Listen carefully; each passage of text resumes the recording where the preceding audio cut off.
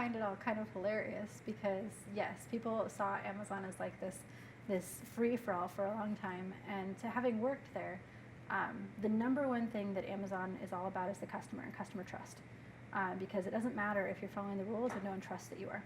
So if someone can't go onto your website and trust that you aren't going to steal their data, that you aren't going to send you something that you didn't buy, so like if you bought something that was purple, it better show up and be purple, and if you don't like it, you can return it. There's some basic elements of trust, and the trust is, it is what you say it is.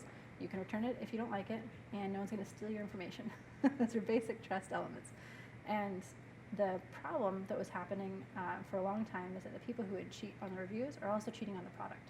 They're over marketing, or they are photoshopping images.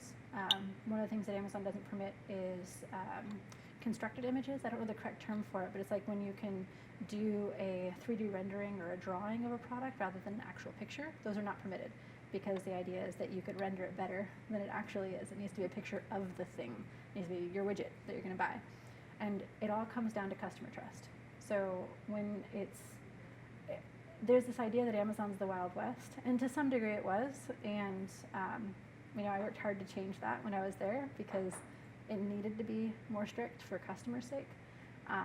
Now with the issues around reviews, with the shutdowns of product quality concerns, with the shutdowns of safety, the people who are on Amazon are actually having to take it seriously.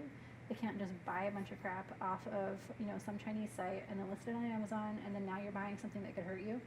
I was talking to someone a couple months ago who knew a person who had bought a snorkel mask off of Amazon, and it broke in use and someone died. And there were multiple situations that I worked on while I was at Amazon of customer injury or death. And I'm not a big fan of cowboys. Because maybe if we're talking about cell phone cases, sure, because cowboys, you like those cell phone cases, I don't care.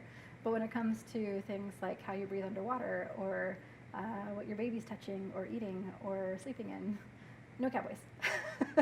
And Amazon's got a lot better about enforcing that, because at the end of the day, no one wants increased selection that is going to harm them or their children.